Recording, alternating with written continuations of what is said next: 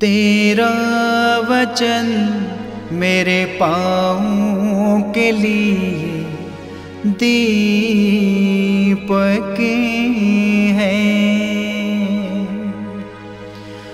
और मेरे मार्ग का उजियाला है। तेरा वचन मेरे पाँव के लिए दीपक है। पहला पाठ नबी ईसाइयाह का ग्रंथ अध्याय 49 पद संख्या 1 से 6 तक। दूरवर्ती द्वीप मेरी बात सुने, हे दूर के राष्ट्रों कान लगाकर सुनो। प्रभु ने मुझे जन्म से पहले ही बुलाया, मैं माता के गर्भ में ही था जब उसने मेरा नाम लिया। उसने मेरी वाणी को अपनी तलवार बना दिया और मुझे अपने हाथ की छाया में छिपा लिया। उसने मुझे एक नुकीला तीर बना दिया और मुझे अपने तरकश में रख लिया। उसने मुझसे कहा, तुम मेरे सेवक हो, मैं तुम में अपनी महिमा प्रकट करूँगा।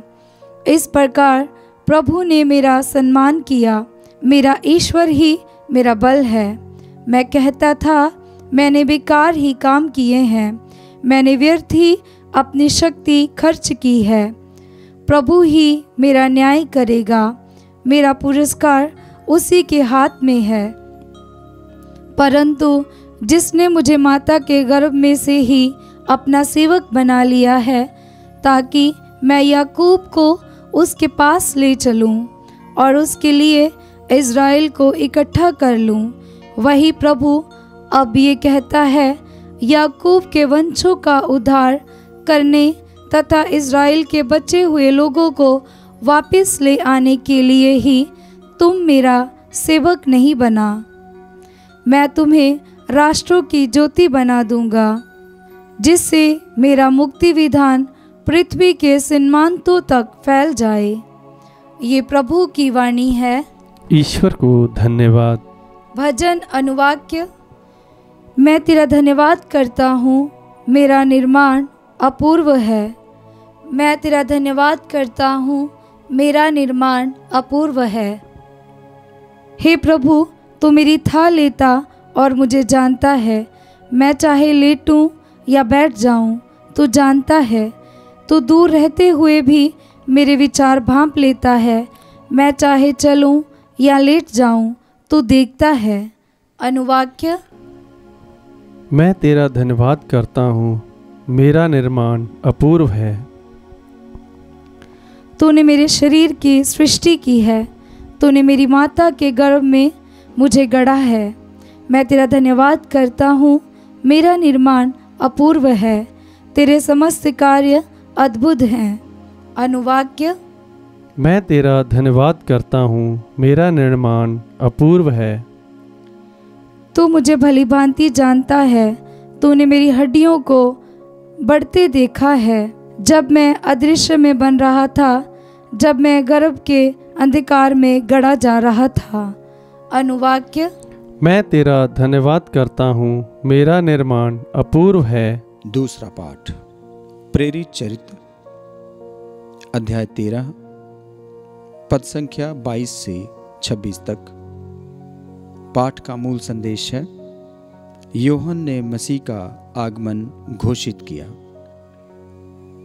पौलुस ने यहूदियों से कहा, ईश्वर ने दाऊद को उनका राजा बनाया और उसके विषय में ये साक्ष्य दिया, मुझे अपने मन के अनुकूल एक मनुष्य यिशै का पुत्र दाऊद मिला है। वह मेरी सभी इच्छाएं पूरी करेगा। ईश्वर ने अपनी प्रतिज्ञा के अनुसार उसी दाऊद के वंश में इस्राएल के लिए एक मुक्तिदाता अर्थात यीशु को उत्पन्न किया है। उनके आगमन से पहले अग्रदूत यूहन्ना ने इस्राएल की सारी प्रजा को पश्चाताप का उपदेश दिया था। अपना जीवन कार्य पूरा करते समय यूहन्ना ने कहा, तुम लोग मुझे जो समझते हो मैं वह नहीं हूँ, किंतु देखो मेरे बाद वो आने वाले हैं जिनके चरणों के जूते खोलने योग्य मैं नहीं हूँ। भाइयों, इब्राहिम के वंशजों और यहाँ उपस्थित ईश्वर के भक्तों, मुक्ति का ये संदेश हम सबों के पास भेजा गया है। यह प्रभु की वाणी है।